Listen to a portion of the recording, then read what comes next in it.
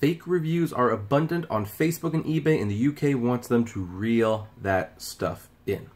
Hey everyone, this is Kevin, the Apptrepreneur, and I write reviews, or at least I did at one point. I wrote a lot of them, so I, more than most people, take the whole concept of fake reviews very, very seriously, because I think fake reviews really do hurt the integrity of not only journalism, but the integrity of products. And what a lot of companies do, you probably notice this, is that they will hire a bunch of people to go onto an app platform on Facebook, on Amazon, whatever, and write fake reviews. Like, it doesn't even matter if the reviews are necessarily insightful, doesn't matter if they're honest. They really just want the 5 stars. They want the review to look good enough that it was professionally written, and of course have 5 stars. This is their way to get the algorithm to show this is a good product, which might entice more people to buy it. And I know personally, I'm not going to name them out for personal reasons, obviously, people who, whenever they get bad reviews on like Yelp or something, they actually hire people. They hire fake reviewers to write a few positive reviews so that those bad reviews get buried. It's very destructive to the integrity of an honest-to-God recommendation. And granted, I know why they do it. Some people are spiteful and they read a review that because of one thing that happened in a way they didn't like it, they will leave a negative review. And that can be that's also a fake review in my opinion. Well, Facebook and eBay are havens for these things, and the UK is telling them they need to actually bring that to a halt. So this is from TechCrunch. Facebook and eBay have been warned by the UK's Competition and Markets Authority to do more to tackle the sale of fake reviews on their platforms. Fake reviews are illegal under UK consumer law protection.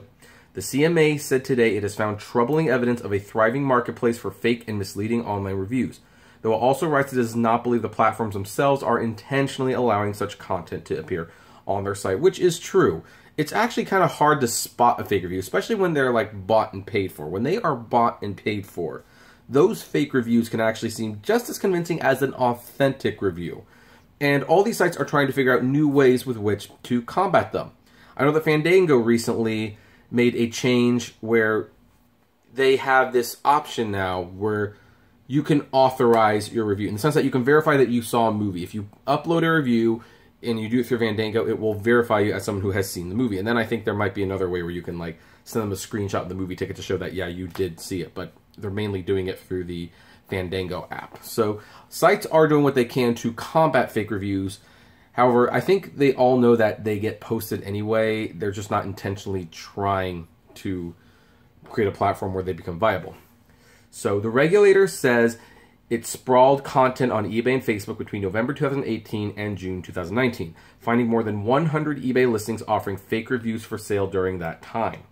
Over the same period, it also identified 26 Facebook groups where people offered to write fake reviews, or where businesses recruited people to write fake and misleading reviews on popular shopping and review sites. The CMA cites estimates that more than 3/4 of UK internet users consider online reviews before making a purchase decision, with billions of pounds worth of people spending being influenced by such content. So the incentives driving a market to trade reviews for money is clear.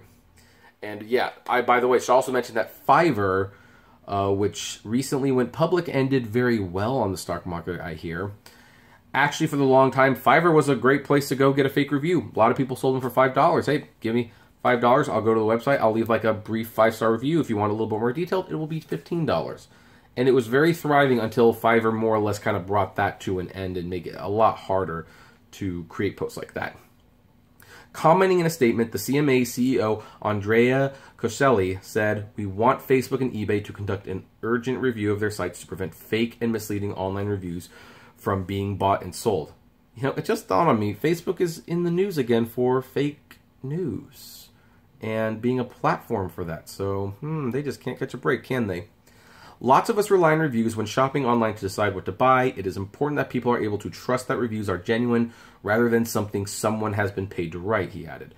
Fake reviews mean that people might make the wrong choice and end up with a product or service that's not right for them. They're also unfair to businesses who do the right thing. The regulator says that after it wrote to eBay and Facebook to inform them of its findings, they have both indicated that they will cooperate, because they don't want the fake stuff on their, sites either. It's not good business. It just isn't. Facebook also told the CMA that most of the 26 groups identified have now been removed. The regulator says he expects the sites to put measures in place to ensure all the identified content is removed and stop it from reappearing. Well, I don't know if you can actually do that, but we'll see. At the time of writing, a search of ebay.co.uk for reviews returned sellers offering 5-star media reviews, 5-star Google reviews, and 5-star Trustpilot reviews as the top 3 results, one of which was also a sponsored post. So, yeah, there you can see sponsored post right there. So, anyway. Additional eBay listings include one offering 1, 2, 3, 4, 5-star free index customer service review for business price at £10 and sold by a UK-based seller who has been an eBay member since February 2011. One 5-star review on Google that the seller touts with the line, boost your business and get new customers at a cost of £2.69. One 100% positive fast review for £1 and 5-star reviews on Google price at £15 offered by a seller apparently based in Portugal who has been an eBay member since March 2014. A search of UK Facebook groups returned multiple examples of closed groups where sellers appear to be soliciting reviews either in exchange for goods and or payment. There's what they look like, by the way. If there's any businesses out there, be careful about this. So, reach for a response to CMA's call for measures to be put in place to tackle the illegal trade in fake reviews. Facebook sent us the following statement attributed to a spokesperson. Fraudulent activity is not allowed on Facebook, including the trading of fake reviews. We have removed 24 of the 26 groups and pages that the CMA reported to us yesterday and had already removed a number of them prior to the CMA flagging them to us. We know there is more to do, which is why we've tripled the size of our safety and security team to 30,000 and continue to invest in technology to help proactively prevent abuse of our platform. An eBay spokesperson also told us we have zero tolerance for fake or misleading reviews. We have informed the CMA that all of the sellers they identified have been suspended. The listings have been removed. Listings such as these are strictly against our policy on illegal activity, and we will act where our rules are broken. We welcome the report for CMA and will work closely with them in reviewing its findings. So, yeah. So here's the thing. You might be asking at this point, like, what can you do to know that there's a fake review? Well, first of all, I always tell people when it comes to reviews, read reviews. Like, I mean, really read them. Don't just look at the star grade. Truly read the review and ask yourself if this is a review that sounds like someone actually had real experience with the product. Because fake reviews tend to be a little tacky. They tend to not be very descriptive. They tend to be very basic, even if they're long. So that's what I would recommend some people start with.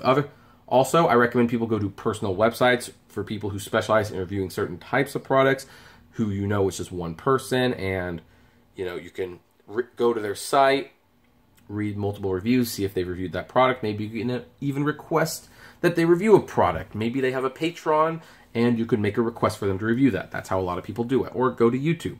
YouTube's the same thing. A lot of people review these products all the time, and you can see they actually have them. So there's that.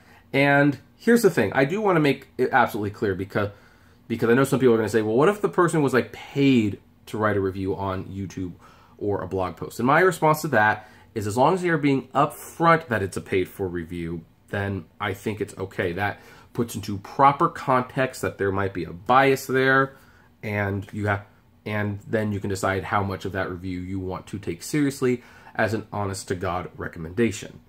So, to my knowledge, fake reviews are not illegal in the US. This is pretty much a UK thing. However, I do think they need to be curbed. They're just as dangerous as fake news, in my opinion. And review bombing is a real thing as well. You're never going to get rid of all of it, but maybe you can curb some of this, because it isn't fair when you have a company that is buying positive reviews, or in some cases they're buying negative reviews to send to their competition. That's also not very fair. Like, that's just manipulating the system, in my opinion, from a public who they knows don't look much deeper beyond the initial star grade. However, we're going to leave that there. What do you folks think? Do you detest fake reviews? Do you not care? I'd love to know. Comment below. Like, favorite, share, subscribe. If you enjoy my videos, consider becoming a Patreon member. It's totally optional, of course, but even as little as $1 a month goes a long way to helping the channel run smoothly, and you get access to my Patreon's exclusive blog. Also, if gas prices are getting you a little down the dumps, check out the Get Upside app below. It's totally free, and you get cash back on every gas purchase. Subscribe to the Apptrepreneur Vlogs channel. It's totally free, and there's more content, a little bit different from what we do here, so, you know, that's if you want more stuff from me. And if you want to talk to me or other fellow rideshare people, check us out at the Apptrepreneur Hangouts on Facebook. And as always, flame responsibly. Have a good one.